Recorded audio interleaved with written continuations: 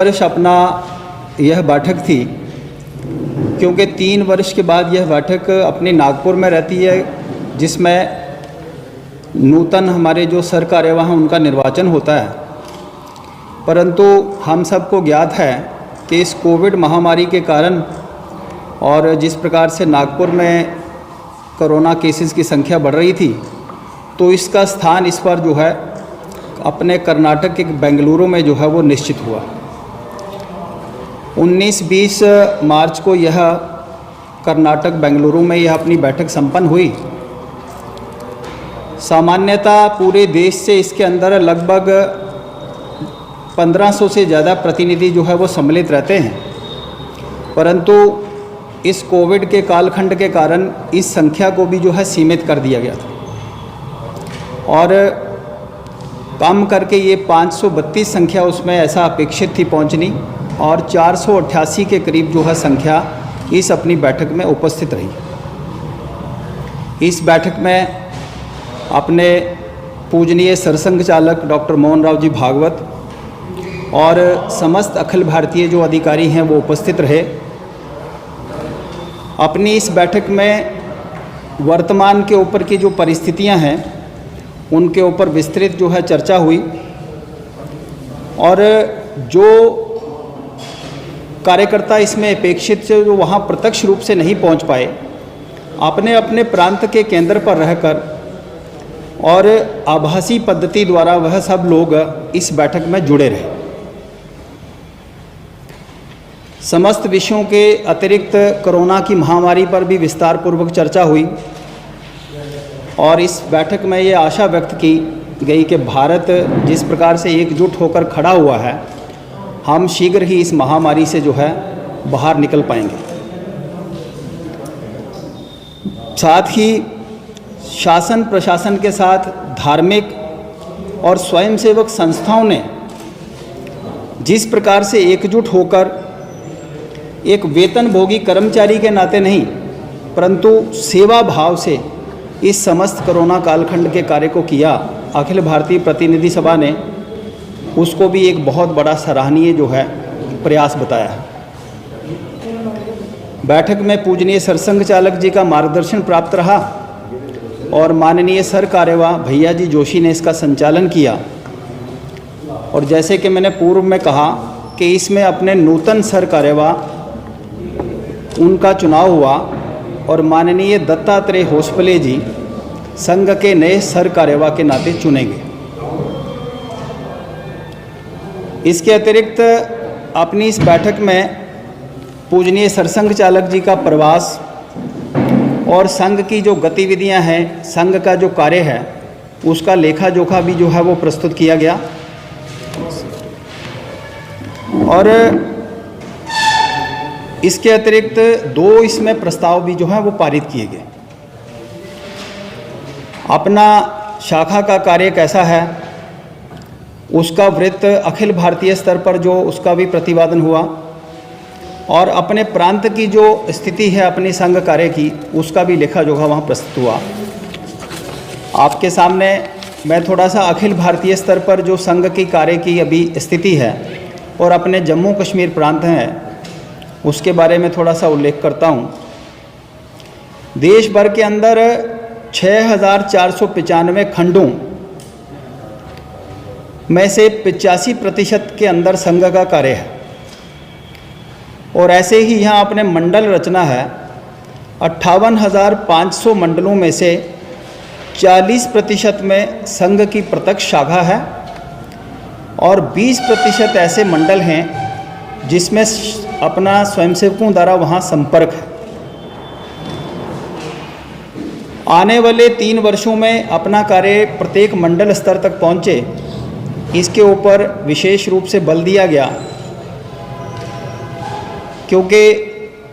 2025 में अपने संघ के 100 वर्ष जो है शताब्दी वर्ष है।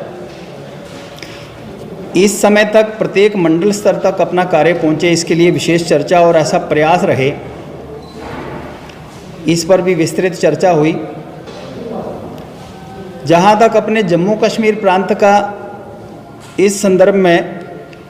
यहाँ अपनी इस समय कुल शाखाओं की संख्या 352 है, और इसके अतिरिक्त लगभग 160 स्थानों पर अपने साप्ताहिक मिलन और 191 स्थानों पर संघ की एक मासिक मंडली, जिसको हम कहते हैं मास में एक बार, ऐसा जो है अपने प्रांत के अंदर है। जैसे मैंने पूर्व में कहा कि अपने इस अखिल भारतीय प्रतिनिधि सभा के अंदर 2 प्रस्ताव जो हैं वो पारित किए गए। प्रतिनिधि सभा के समक्ष ये 2 प्रस्ताव आए और सर्वसम्मति से यह प्रस्ताव पारित हुए। इसमें एक प्रस्ताव श्री राम जन्मभूमि मंदिर के निर्माण पर और दूसरा प्रस्ताव इस कोविड महामारी के दौरान जिस प्रकार से भारत की एकजुटता का, भारत ने एकजुट होकर खड़े होकर इसका संघर्ष का, इस कालखंड का सामना किया, इसके ऊपर जो है वह प्रस्ताव हुए। श्री राम जन्मभूमि के संदर्भ में अखिल भारतीय प्रतिनिधि सभा ने जिस प्रकार से माननीय सर्वोच्च न्यायालय का यह सर्वसम्मत निर्णय आया और संपूर्ण समाज ने उसको एक स्वर से स्वीकारा और समाज के सभी वर्गों और राजनीतिक दलों द्वारा एकमत होकर इसका समर्थन किया गया, इसके लिए भी जो प्रतिनिधि सभा ने सबके प्रति आभार व्यक्त किया। इसके अतिरिक्त मकर संक्रांति से प्रारंभ होकर माघ पूर्णिमा तक जो पूरे देश के अंदर राम जन्मभूमि निधि संग्रह का अभियान चला, उसको भी अखिल भारतीय प्रतिनिधि सभा ने एक ऐतिहासिक जो है संपर्क अभियान जो है ऐसा माना है। और इस प्रस्ताव के अंत में सभी सामाजिक धार्मिक संस्थाओं, शिक्षाविदों, प्रबुद्ध नागरिकों के और समस्त राम भक्तों का आह्वान किया है कि श्री राम मंदिर के द्वारा भगवान राम के आदर्शों को संचारित करने के लिए इस दिशा में सब सार्थक प्रयास करें, क्योंकि इसको ही वैभव संपन्न समर्थशाली भारत का जो है उससे उसका मार्ग प्रशस्त होगा और विश्व कल्याण की जो भारत की भूमिका है वह भारत उसमें उसका निर्वाह करेगा। दूसरा प्रस्ताव, जैसे मैंने कहा कि कोविड महामारी को लेकर वह रहा कि कोविड महामारी के सन्मुख खड़ा एकजुट भारत। इस संदर्भ में भी अखिल भारतीय प्रतिनिधि सभा ने समस्त समाज, केंद्र सरकार, राज्य सरकार और इस पूरे अभियान के अंदर लगे चिकित्सा कर्मी, स्वच्छता कर्मी, सुरक्षा कर्मी, अन्य प्रशासनिक अधिकारी, जिन्होंने जिस प्रकार का सहयोग किया समाज को जागरूक करने का और अस्पतालों के अंदर सेवाएं देने का, ऐसे अद्भुत साहस को और ऐसे प्रयास को अखिल भारतीय प्रतिनिधि सभा ने उन सब ऐसे कार्यकर्ताओं के प्रति आभार व्यक्त किया है। और जिस प्रकार से भारत ने वसुदेव कुटुंबकम का जो है उसको सार्थक करते हुए पूरे विश्व के अनेक देशों की सहायता की, चाहे वह हाइड्रोक्सीक्लोरोक्विन टैबलेट्स हों, चाहे वो पीपीई किट, मास्क का वितरण हो, चाहे उसके पश्चात जो अब स्वदेश के अंदर निर्मित वैक्सीन हो, संपूर्ण विश्व के अंदर इस प्रकार भारत का एक प्रतिष्ठा बढ़ी है और सभी देशों ने इसको स्वीकारा भी है। इस बात के लिए भी सरकार भारत के वैज्ञानिकों को और डॉक्टर्स को, अन्य जो सब लोग इससे जुड़े हुए, इसके प्रति भी अखिल भारतीय प्रतिनिधि सभा ने अपना आभार व्यक्त किया है और ये आशा व्यक्त की है कि हम सबको, क्योंकि अभी ये महामारी समाप्त नहीं हुई है, हम सबको सचेत रहना है और संपूर्ण समाज को और स्वयंसेवकों को भी सबको आह्वान किया है कि हम सरकार द्वारा दिए दिशा निर्देशों का पालन करें और उसका पालन करते हुए इस महामारी से हम मुक्त होकर एक सशक्त भारत का निर्माण करें। इसके लिए भी जो है अखिल भारतीय प्रतिनिधि सभा ने आह्वान किया है। बाकी जिस प्रकार से आगामी 3-4 वर्षों में, क्योंकि संघ के 100 वर्ष पूरे होने वाले हैं, तो उसको लेकर किस प्रकार से अपना काम मंडल स्तर तक पहुँचे, इसके लिए चर्चा हुई है। अन्यथा कोई विशेष जो है इसके बारे में चर्चा नहीं हुई।